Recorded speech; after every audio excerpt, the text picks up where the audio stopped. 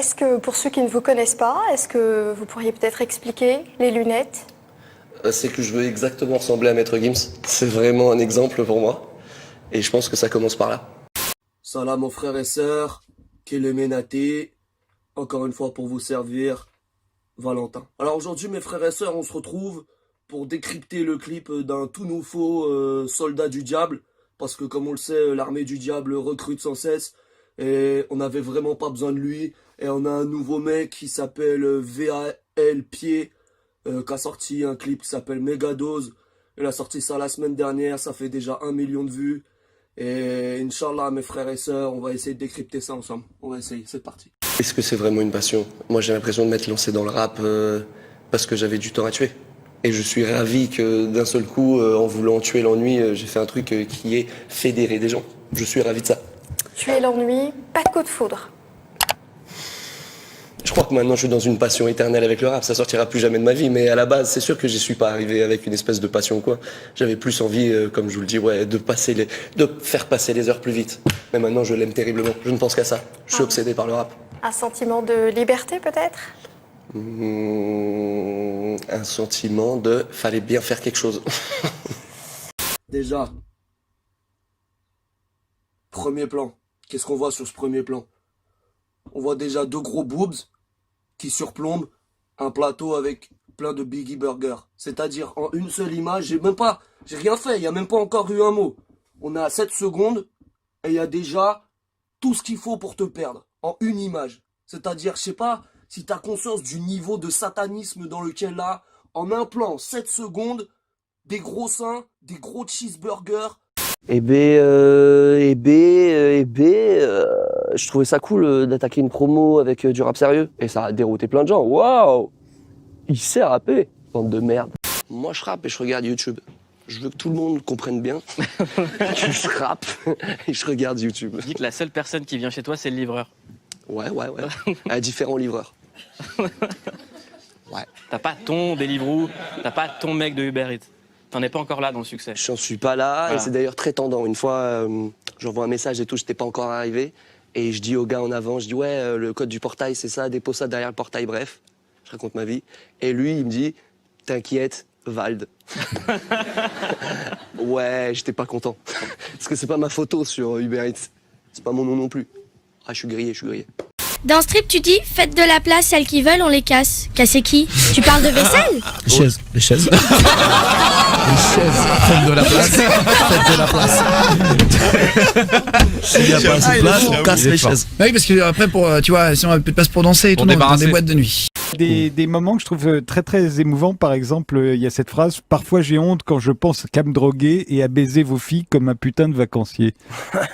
Je suis d'accord, c'est émouvant. Moi-même, je suis ému quand je l'ai écrit. Je trouve ça très beau, mais c'est surtout l'idée de baiser les filles comme un vacancier.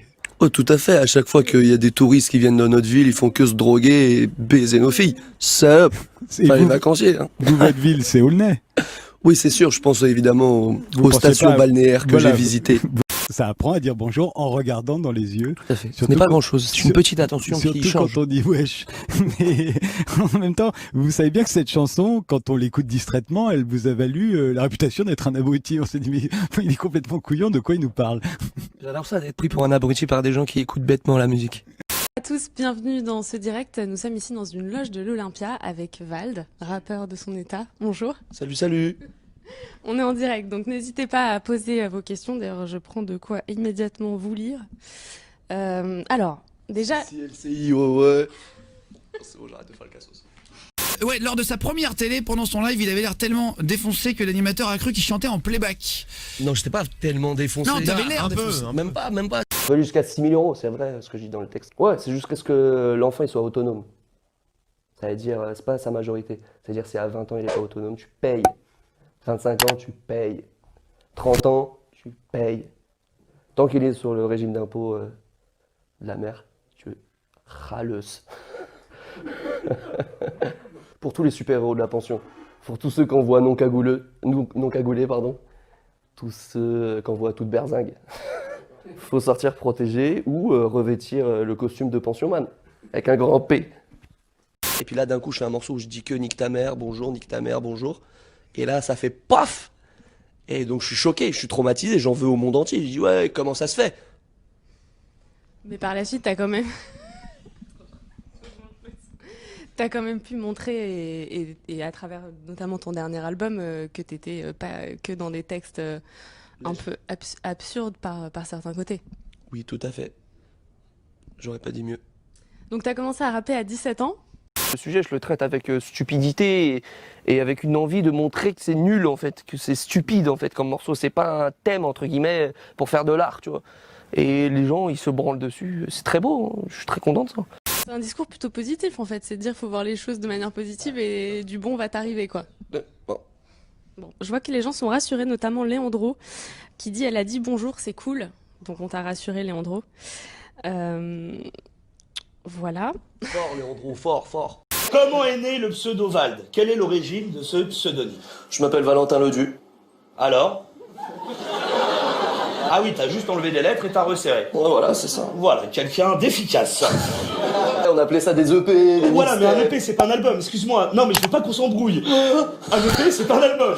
Non, excusez-moi, un EP. c'est Non. pas- Ouais, parce que du coup, là, c'est vrai, on annonce ça comme un album. Et effectivement. Album de la maturité. Oui, Oui, tu le vois comme ça? Comment tu vois ton album? comme l'album de la maturité. J'ai vraiment pris en maturité. Hein. Tu le sens? Que Ah, tu je le le sens sens. plus mature? Quel serait le featuring rêvé de Vald? Un featuring français et pourquoi pas outre-Atlantique? Mais qui? Laurent Voulzy. Non, bah, pour sa voix, j'aime bien sa voix. Dans Paris, où est-ce qu'on peut te trouver? Tu traînes où, toi? Dans Paname. le 93. 93. Essentiellement que le 93. Essentiellement, essentiellement ma chambre d'ailleurs. C'est vrai? Mm. T'es pas un mec de la night? Non, pas un mec de la rue, pas un mec de la chambre.